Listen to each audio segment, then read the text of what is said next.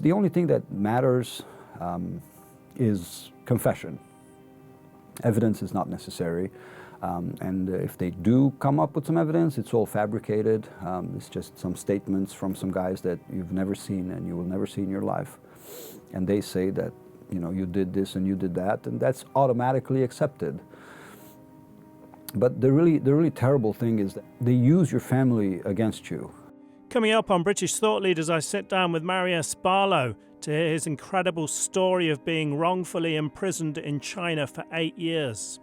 Marius didn't see the sunlight for over 2 years and endured hardships that would destroy many people. China is a minefield. You never know. You just simply don't know when you will step on a mine and it will take your foot or your life. This is what happened to me. I found myself all of a sudden locked up in a metal chair and interrogated and then sentenced to 8 years. His ordeal rekindled his faith, the one thing he says enabled him to survive such harsh conditions. The ground had been swept from under me, and sort of instinctively I held on to that rope of faith. Not because I was some brave guy who decided to return back to God like the prodigal son. that wasn't my case. I held on to that because I had nothing else left. And I told God, I said, do with me, shake me off as much as you want. I'm not going to let go because I have nothing else. If I let go of you, I'm going to go bang my head against that wall and try to kill myself, because that's the state they want to bring you to. I'm Lee Hall. This is British Thought Leaders.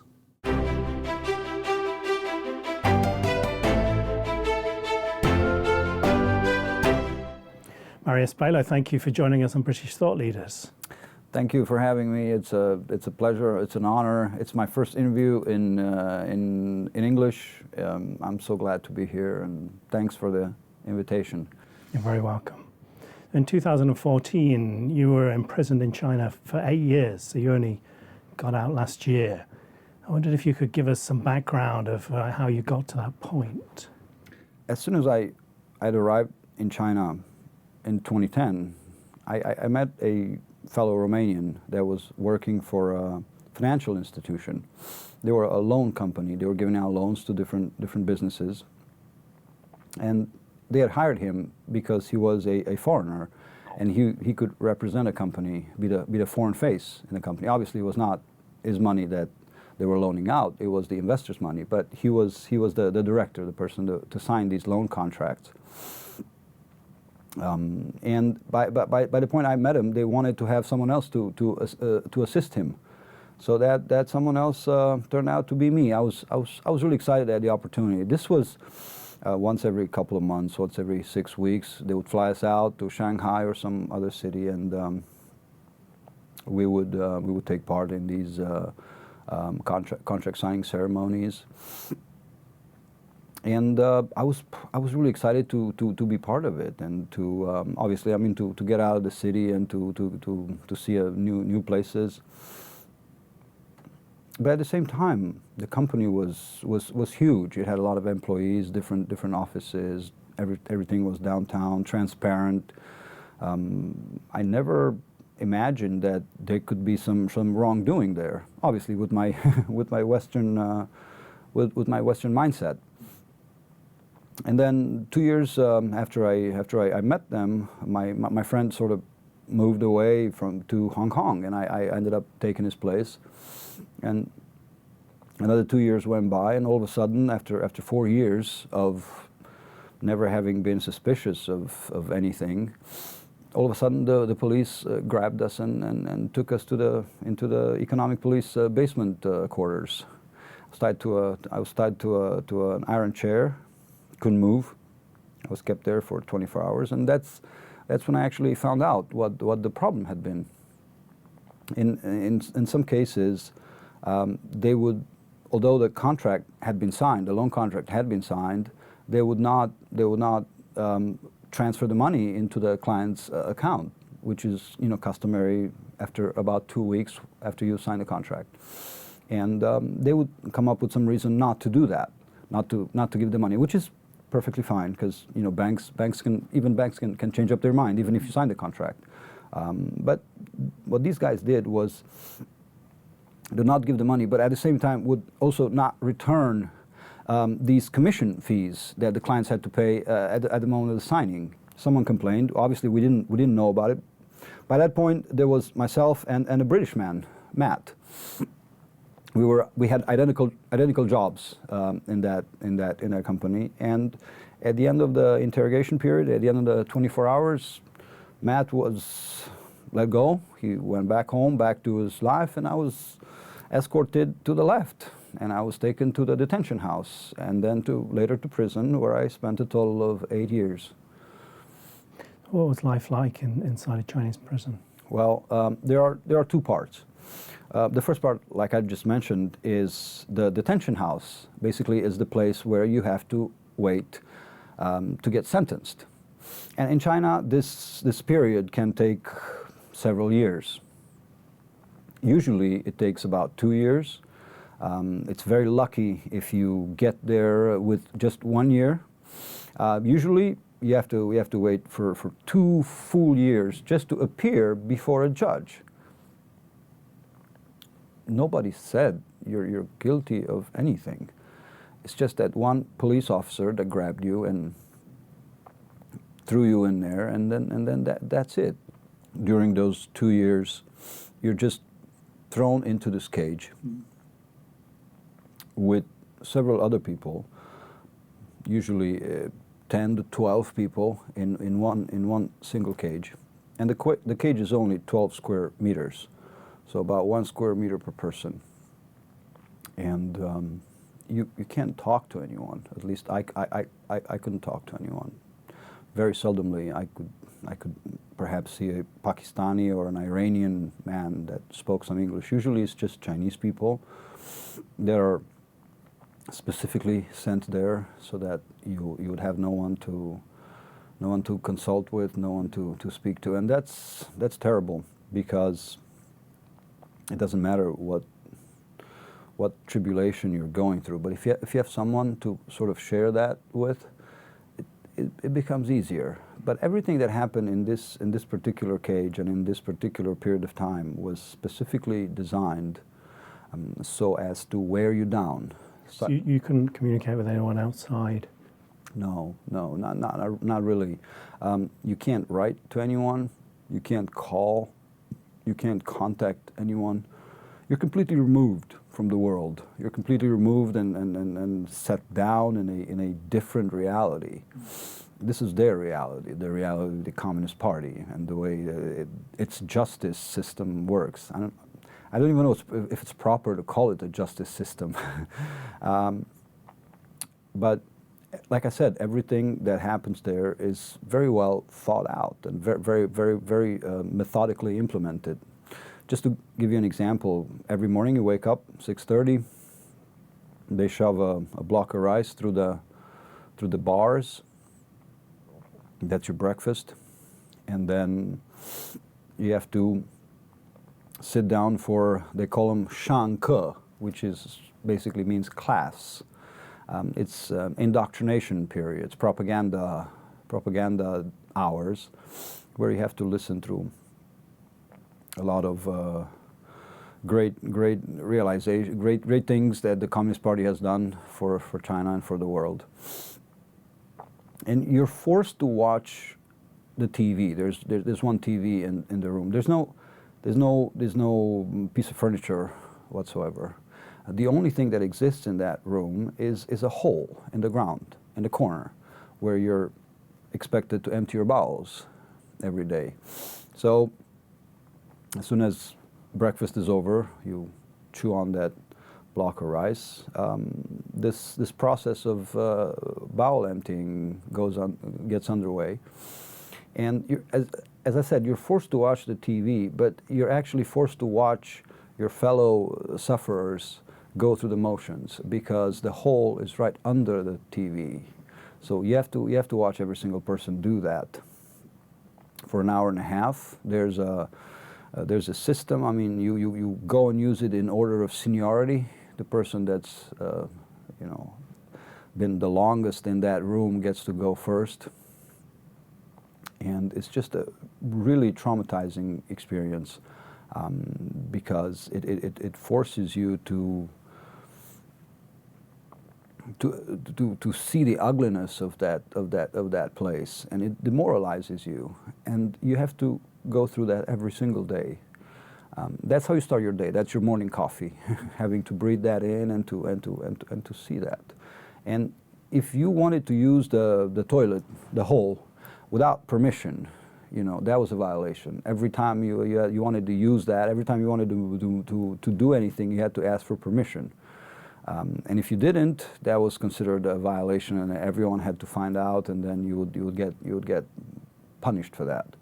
It's very interesting how the system works, because you know I was very lucky to not have been married or to not have had kids. I met a lot of people there that had wives and children, and some of them were even used against them. Yeah. Because the only thing that matters is confession. Evidence is not necessary. And if they do come up with some evidence, it's all fabricated. It's just some statements from some guys that you've never seen and you will never see in your life. And they say that, you know, you did this and you did that, and that's automatically accepted. But the really terrible thing is that, like I said just now, they use your family against you. There are 4 floors to this building. I was on the 3rd floor, which is reserved for people that are awaiting sentencing. 2nd floor is for people that are awaiting the outcome of their appeal, which is totally useless, but some people do appeal. 4th floor is for female prisoners, and the 1st floor is for kids. Sometimes we could hear at night children crying from the 1st floor, because when they grab their parents, their dad or their mom, they grab the kids as well, and then they tell their parents, if you want your kids to go home, you have to sign your confession. And I've witnessed people that the pressure is so intense that, you know, in the middle of the night they wake up and they push that button and they say, okay, I will confess, let my babies go home. And within half an hour the prosecutor shows up and picks up the confession, and then you're done. That's it. That's the only thing that's needed, a personal confession. There are very evil ways that they use to coerce people into doing what they want them to do. They specifically don't ever tell you what to expect. So the entire 2 years that I was there, I never knew whether I was going to get released the 2nd day, which is perfectly possible, or if I would get sentenced to life or even death, because China executes people for financial crimes as well. And you live in this tension during that entire time. It's literally killing you. I've met people there that the pressure was so great on them that they were willing to do anything to just escape from that. So they were trying to kill themselves in different ways. It's obviously, I mean, you can't just hang yourself because everything is very well supervised. But some people would try to just run from one wall of the cage to the other wall as fast as they could and bang their head really hard against that wall, hoping by some miracle that they could die from that. They never did. But it shows you, it shows how desperate people became just to get out of that situation. You never see the light of the sun. I never saw the light of the sun for 2 years. 2 years, 3 months, and 7 days. I was locked up in that cage, only taken out when I went to court. That's it. And during this period of time, nobody ever said that you were guilty or what you deserve. Why would you be punished like that in such extreme with such extreme brutality without anyone having said whether you're guilty or not? So obviously, by the time you reach the judge, everyone is found to be guilty because you already suffered for 2 years, and they're not going to backtrack on that and say, oh, we made a mistake. No. The conviction rate is 99.9%. everyone gets sentenced. So there's no rule. Of course, there are books, there are law books written about things, but those are just for literature, you know, and in the actual, in the actual life, in the actual way that things work. None of that matters. It's the only thing that matters is what that police officer is going to decide for you. Then he tells the judge and tells everyone else what he wants you to receive, and the judge just stamps the form, and that's that. There's no real judge. There's no real lawyer. There are people sitting in those chairs to give you the impression that this is a court of law, but it's just a veneer. You know, it's a veneer, and it's a mask, you know, like so many other masks that are there. It's just a way to try to dupe you into thinking that they have the rule of law. They don't. None of what happens there is just, and not a single person in the history of that country has ever received a fair and transparent trial. So after the 2 years, you were then sentenced, were you? I was sentenced to 8 years, and I was sent to prison. It was a relief, Lee.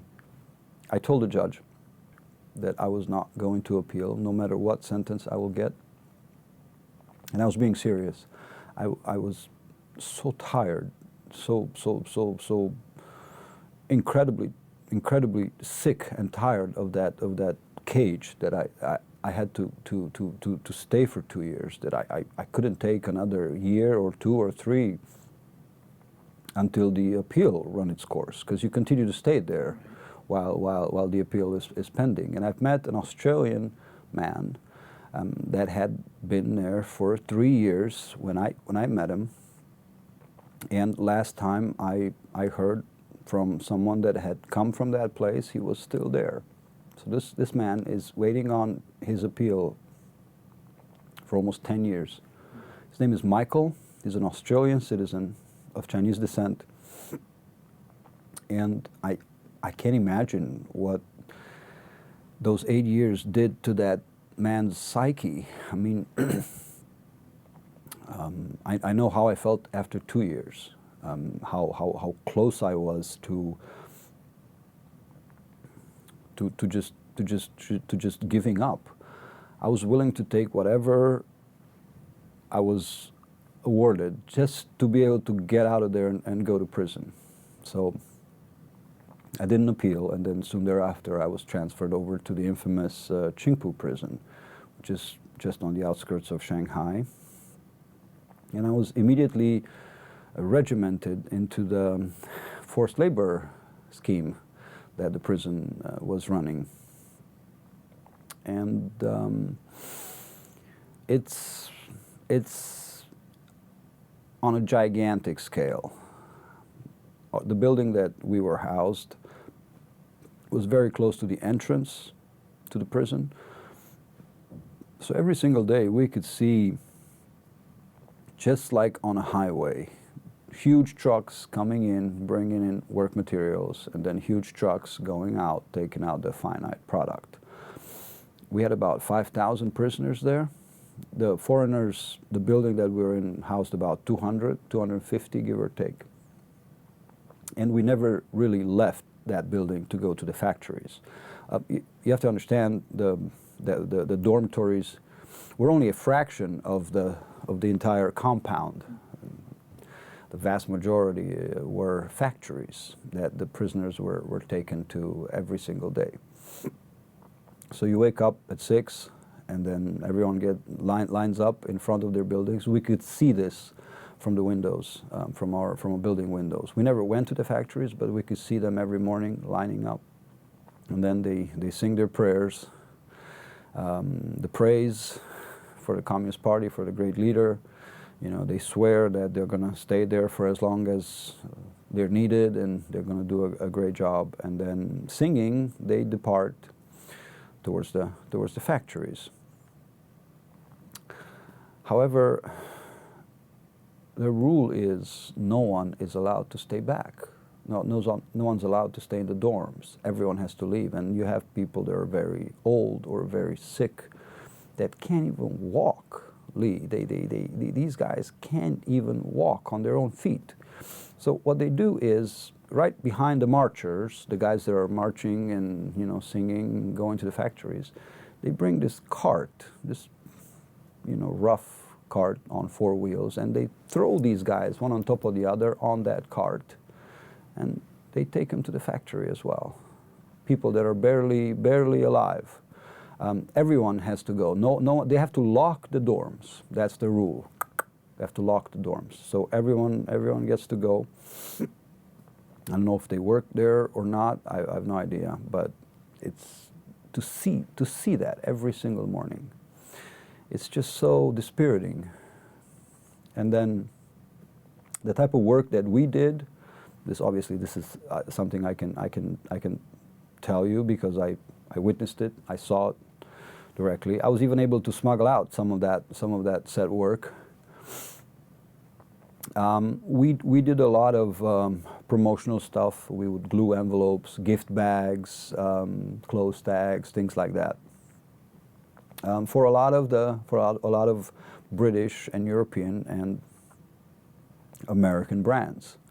This was not for Chinese companies. This was all for Western companies. All the companies that you will see if you go to the mall downtown London. All those famous brands. We did work for every single one of them. Different things. Like I said, this type of work that involves like manual labor. They didn't put us into the machinery business, which they have in the factories, but that is very dangerous, and they didn't want to risk having foreigners get injured or die, which sometimes happens with the Chinese. So we did this every single day, Monday through Friday. We were lucky because the Chinese didn't have a Saturday or a Sunday off. They worked around the clock, except on Wednesdays. Wednesdays were indoctrination days, propaganda days, right? And they had to write thought reports, and they had to swear allegiance and watch all this propaganda on Wednesdays. Other than that, every single day under the sun, they moved to the factories. They got a day off for the Chinese New Year, and a day off for China's National Day. The rest of the time, they were working, and they were working 12 hours a day. And they were doing everything. That's how China's able to churn things out that no country in the world is able to compete with, because these people have no rights whatsoever. You don't have to pay them a salary. You don't have to give them insurance. They can't organize in unions. These are just millions and millions of slaves that are being used. So there's every incentive of giving larger and larger sentences, and there is no incentive of releasing them early, right? You need the workforce. So just during my tenure there, I have literally witnessed how sentences were being doubled. So you were there during the COVID times. Did you notice much difference with that? Absolutely. For me personally, COVID was sort of a bump in the road because I was on the way to getting transferred back to Romania. By the way, I think it's something very important that needs to be said. Our countries, England, Romania, every country in the world has this right under Chinese law to request that they transfer back to their home country their prisoners under this prisoner transfer law. You don't have to have a specific treaty regulating that. You can just appeal to this law that was, I think, was voted in 2019 or so. And a lot of the governments, especially the French government, are quite adept at doing this. They bring their people home. Romania tried to bring me home once my story became public, obviously. Before that, there was no interest whatsoever. But once the story becomes public, then they're sort of forced to act. Right now, Peter Humphrey, whom I believe you know very well, and myself were trying to help a fellow inmate, a Dutch citizen, Dutch citizen of Chinese origin, who is a scientist and was imprisoned there on fake espionage charges. And the Dutch government sort of chose to forget about him. We're trying to raise awareness and trying to help him get transferred back to Europe. So this is possible. It's possible in the case of British nationals as well. We had a meeting at the Foreign Office just 2 days ago, and Peter and myself, we made sure that they understood that this is their reality, because so very often they will refuse to act based on the fact that there is no specific transfer treaty with the country, with China in this case. But that is not the case. Even without treaty, Romania doesn't have a treaty, and I was just one step away. COVID sort of put a break on that. Right.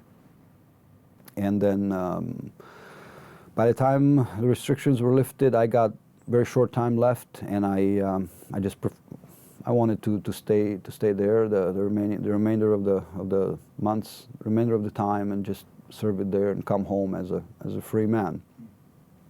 But for people that have years left, it's a very important, very important piece of legislation that they must take advantage of, and the government has to initiate that. In our case, the British government or the Romanian government. It's not the Chinese that are going to come up to say that. However, something very sinister happened after I'd left. I left the prison exactly 1 year and 2 months ago, in March of 2022. As soon as I left, they came up with these COVID rules, which meant that everyone has to be locked up inside their respective cell rooms. Again, we're going back to the detention house rules. So for a full year, everyone was kept locked up in their rooms. You can't move at all. There's bunk beds, double bunk beds, 3 on each side, so 12 people in a room, and there's hardly any space left in between the beds. Obviously, there's no space to do any exercise. You can just either sit on your bed or not. That's the only option you have. And these guys were kept there for a full year. No phone calls, no way to contact anyone. And I'm talking about prison. You have specific rights, certain rights as a prisoner that no one can take away from you. You've been sentenced already. If they use that excuse during the detention house time, they can't use that excuse anymore. You have certain rights to be in touch with your family.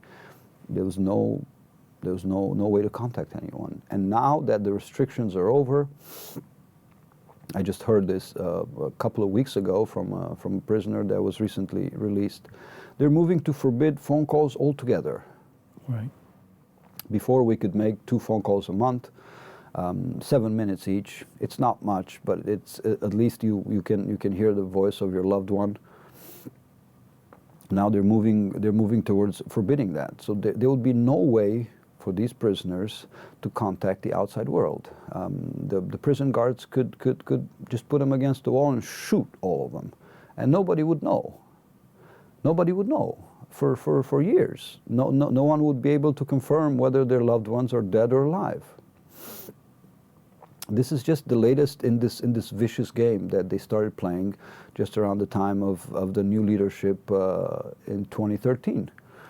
Everything started getting tighter and tighter, and they were screwing it tighter and tighter every single year. And I'm afraid to think of where all this will go. It's a scary situation. It's very scary what's happening there. I'm really grateful, and I'm glad to be able to share this story, because I believe it's extremely important for people to know this.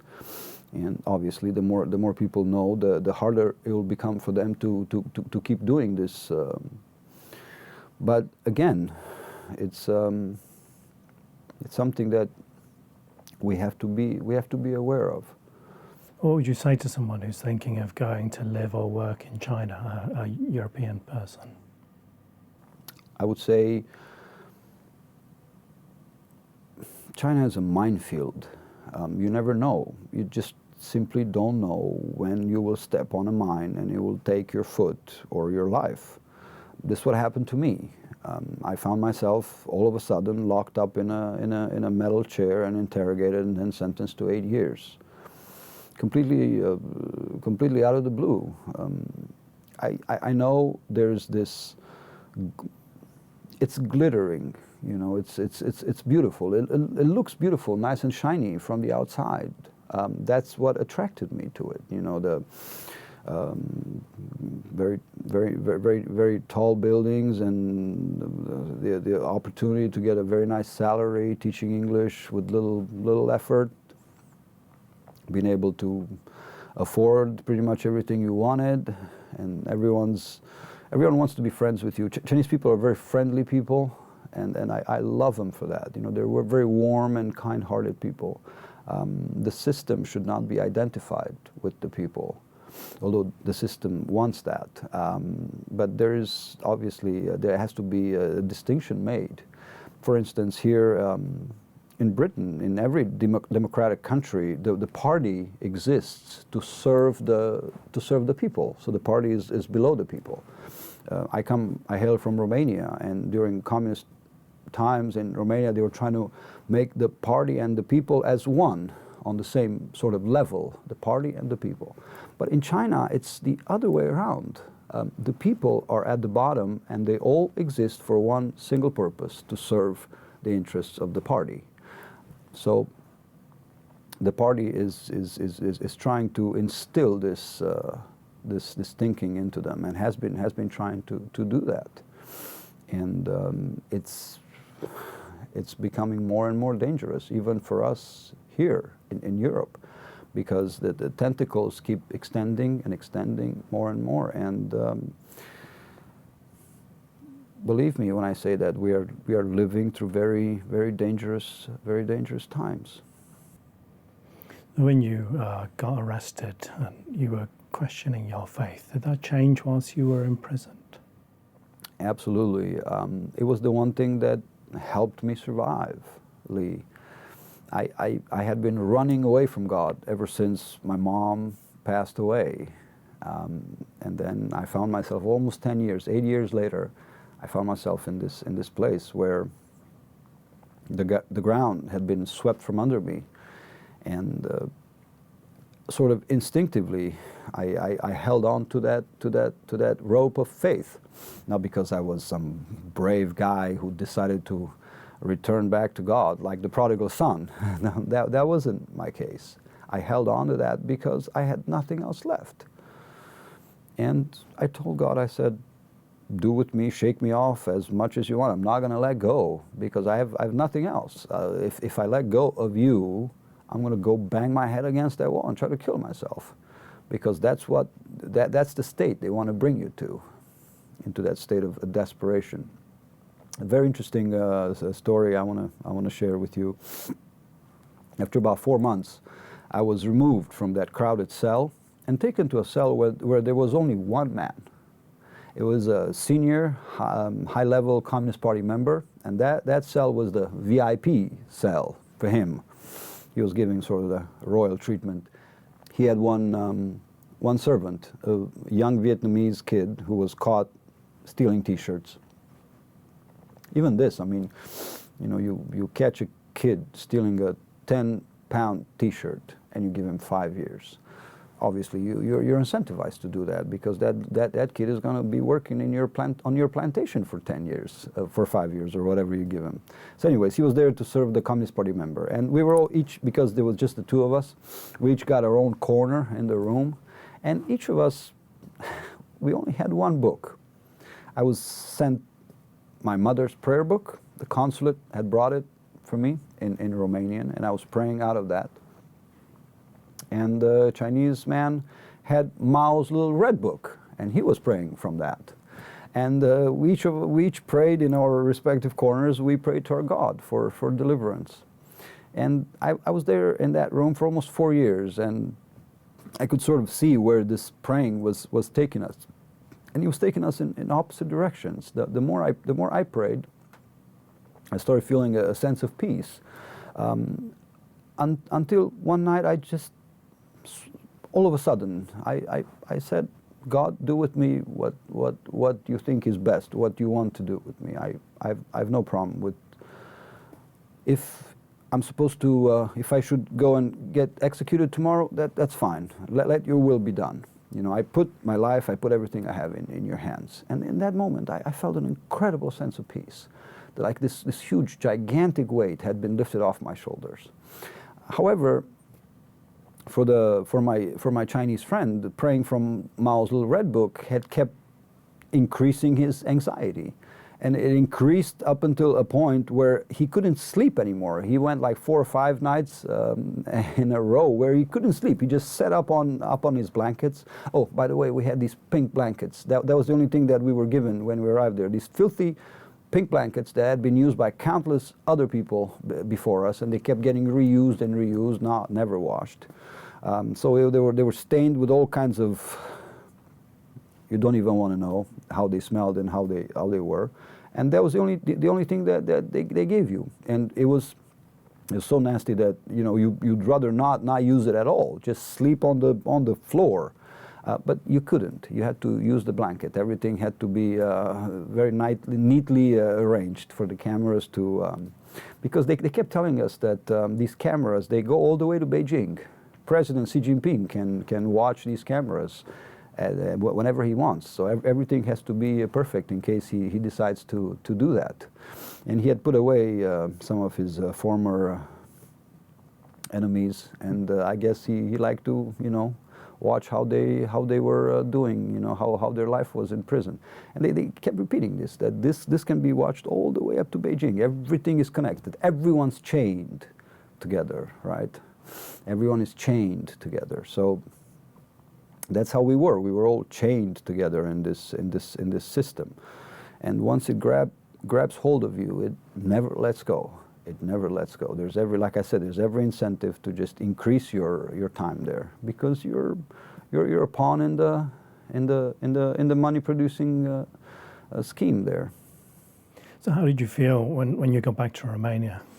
Oh, Lee, I was exhilarated to be back. I was so incredibly happy. And at the same time, the last couple of years before I got released, I started feeling literally this physical energy that had been building up inside me all along. Because like I said, you can hardly move there, but you do create this energy that you would, under normal circumstances, you would spend every single day, because you wake up in the morning, you go to the store, you go to the bank, you come, you do your job, in the evening you have a drink, you go back home, right? So you spend that energy, but I couldn't. All I could do is go down two flights of stairs and go back up 2 flights of stairs. That was it. So all this energy kept building up inside me, and I could hear some of the guys that are, you know, close to their release date. They were talking about how they were going to spend that, and 99% of them would say, oh, as soon as I get released, I'm going to buy a bottle of scotch, and I'm gonna buy a pack of cigarettes, and I'm going to visit a couple of girls and start doing drugs, start gambling, whatever, you know. And that's fine. I'm not here to judge that. I mean, it's a way to spend that energy, but only you enjoy it. You know, it's a very egoistic way to spend that hard-earned energy that you've gained from there. So I said, this can't be it. I gotta find something else, something that it's not just me who benefits from. So I asked God to give me an idea, and I immediately stumbled upon this idea that once I get back, I should go on a pilgrimage and walk with my own 2 feet, walk 1 kilometer for each day that I was unjustly kept in that prison. So 8 years amounts to 2,922 days. And I walked for 2,922 kilometers. I set out on this pilgrimage. It was a months-long plan. I wanted to visit all the prisons in Romania that people were kept during communist times, political prisoners and others tortured and killed. So I set up the pilgrimage to visit all these places. Basically, I went across Romania. Just to give you an idea, 2,900 kilometers is from London all the way to the Republic of Moldova on the border with Ukraine. And I did that. It took me almost 6 months, about 25, 30 kilometers each day. On Sundays, I would rest. I would go to church and have a day of rest. I had to stop at some point because my left knee started hurting me. Obviously, I mean, I haven't walked at all almost in 8 years, and all of a sudden I walked 2,000 kilometers in just a couple of months. So I waited that out. I didn't walk for a month. I was in a motel somewhere, wherever I ended up, and I just stayed there. After a month, I picked up again. So I had left Cluj, my hometown, on June 29, exactly 1 year ago, and I got back December 1st. It was already snowing outside, and our friend Peter Humphrey had flown to Cluj to meet me for that joyous occasion. So that's when I met Peter. Could you talk to us about the significance of the route? You were going between the communist era prisons and labor camps. Was it kind of matching with the Communist Party prison you just escaped from? Actually, there were a lot of similarities. Both Romania and China had taken a lot of advice from Soviet communists. For instance, this detention house that I was kept in the heart of Shanghai, this building, was built in the 1950s by Russians who had come up with this system where everything is organized as if you were living in a train. The cell rooms are one after the other, and they go in a row, in one gigantic row, and you always get this feeling that you're traveling somewhere on a train. It's just that you never arrive anywhere. You just keep going into nowhere. So I could see this in Romania, and I could see of course a number of other things that was some experiences that I've had were too hard to imagine. I was never abused physically.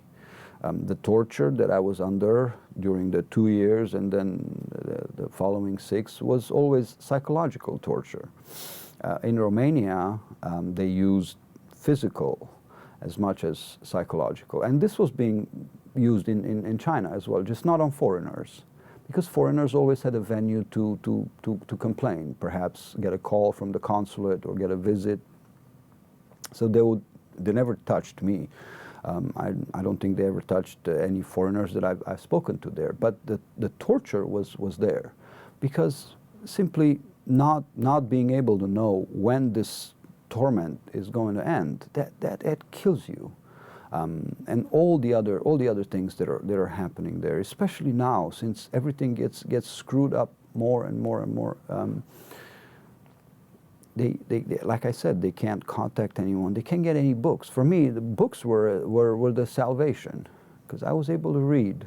I found books that had been left there. Peter left a number of books there that I personally saw there and I read. So you read a book, and then you feel that your day hasn't been lost. You haven't lost that time. You've done something with it, you know, in the little time that you have in between forced labor and all the other things that are happening there. But you also feel that you're doing something constructive. Nowadays, that doesn't exist anymore, you know. So you take that away from people, and then the plan is to reduce them to the same level with the Chinese prisoners, which, like I described to you, they go to work every single day, and then there's no end to that. So, yeah, this obviously brought up some dark memories for the Romanian people. What reaction did you get from people when you were doing your pilgrimage? Oh, it was such a special time, Lee, because when you are on a pilgrimage, you're not a tourist. You're in someone's employ, right? And when you're in God's employ, then sort of God undertakes to take care of you and to make sure that you have everything you need. So whenever I was thirsty, a car might stop on the side of the road and give me a bottle of water or something to eat. Or on several occasions, people were asking me, a lot of people see you on the side of the road traveling with the staff, and they immediately want to know, what's your deal? What are you doing? So you tell them that, and then they are immediately touched. And a lot of people housed me, a lot of people fed me. People would try to care for whatever needs I had. Although I kept telling them I don't have that many needs. I'm just going on the side of the road. I'm not doing anything, you know. So that would require a lot of support. But people felt encouraged by that, and some people even joined me on the pilgrimage. I had companions, and then when you have companions, time passes in a different way. You know, it's also very nice when you're alone. You have time, and for me this was an incredible period because for 8 years I was always surrounded by people. I never had a moment of peace. You know, like for instance, you want to go home tonight and you want to just unwind for half an hour in peace over a glass of wine, or I never had that. You know, I was always under constant threat, not physical. I was never touched. I was never hurt. I never lived with this fear that someone will try to hurt me or rape me or do something like that. The system is very severe on that. So I never had that fear. But at the same time, I was never at peace. You're always, that's not your home. You know, you always have to be very aware of everything. You can never sleep in peace. You know, you always have to, you know, have the back of your head, the eyes must be open. So I was longing for this period of peace, and I found that during the pilgrimage, and that was great. It really brought this closure, the closure that I needed, and the start of a new moment of a new. I can see that now. I've already been 1 year out, and it's a different world, and the way it's getting set up. I can understand there was a purpose. There was a purpose for the 8 years. There's a purpose for it now. There was a purpose in this meeting that we're having here today. Everything is well thought out, and it's for our own good. You know, if we don't go against that divine will. When you arrived back home at the end of your pilgrimage, you had quite a special welcoming ceremony. Absolutely. I had arrived in the same place that I left from. Mm. And during this time, I kept a Facebook account, and people could follow my exploits, and I would post photographs several times every single day, and people could travel with me. Some, like I said, in person. Some would just travel virtually. So I built up quite a group of dynamic group of friends, and some of them decided to come to Cluj at the end of the pilgrimage to share in this joyous moment with me. Not just people from Cluj. Some of them came from the other end of the country. I was so surprised to see this huge group of people that were waiting for me to return back home. One of them was Peter Humphrey. We've already mentioned him. He flew in from London to be with me on that joyous day. But several other people, not just from Cluj. There were people from all over the country. People that I met along the way, and people that were touched by that and wanted to share this moment with me. So it was so touching to see this huge group of people, a few hundred people, wait there for me for that moment of when the circle was finally completed, and I'm extremely humbled by that. I'm thankful to God for taking care of me. I was never sick in prison during the 8 years. God forbid you get sick, you don't get any treatment. I saw 2 guys die of cancer in front of me, one Canadian and one Colombian. They were never given any specific treatment, any cancer treatment, just painkillers so that they don't shout in pain at night. That's it, nothing else. So this is for them. This is for the people that have suffered, and people that don't have a voice. I'm really incredibly humbled and blessed to be able to spend these days in London and to tell this story. This story needs to be heard. It needs to be heard by the politicians. It needs to be heard by the business leaders. You know, it's so sad and dispiriting to see our great European leaders race each other as to who's going to go there and kiss the ring first. It's unfortunately we don't understand that system. It's only someone who had lived on the inside for a number of years that really understands. I lived in Beijing for 4 years. I never knew this was happening. I never knew this was possible.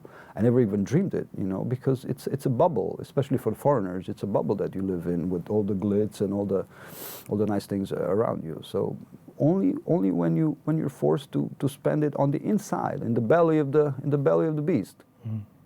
Only then you truly understand what it means. So I'm incredibly grateful for this opportunity to be able to share the story, and I think every single person needs to hear this. This is especially in this geopolitical context, especially in the day that we're living in. This has to be told. It has to be heard, and people have to be aware of it. Perhaps they don't have to act on it immediately, but they have to know that this is what's happening there. It's not the glitz, it's not the shiny new diamond that you see being advertised. It's a fake, it's a flawed diamond. Most people who've been through your experience would be in quite a dark place now, but you seem rejuvenated and full of energy. What are you going to do next? I live as if this was my first day of freedom. I was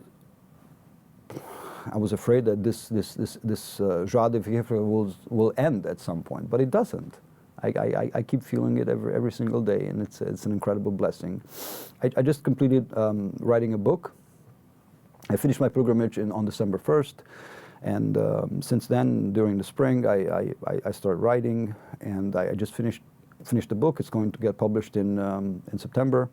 I want to translate it into English right away by myself to make sure I catch all the nuances.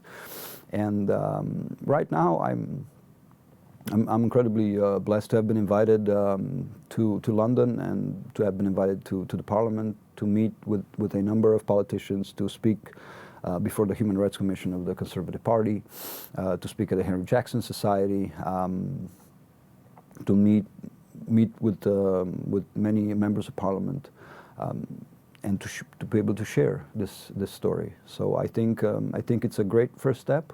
I think there's a lot that needs to be done, and I'm really grateful that I have this energy, and I'm willing to tell this story. Apart from Peter and myself, there's no one else, no other European or American that I know of that is willing to come out and say these things. This is understandable up to a point. You know, people want to forget. People are in pain over what happened. Like I said, not a single person has ever received a fair and transparent trial. That's just the reality. Nobody has. So I'm really glad that I was able to meet Peter, and together with him and with Ben Rogers and other wonderful people that have helped us along to be able to share the story. And I look forward to further opportunities. And the more people find out, I think the more awareness we'll be able to raise, and this is the most important thing. Marius Pilo, thank you for joining us on British Thought Leaders. Thank you very much for the invite, and I look forward to seeing you again.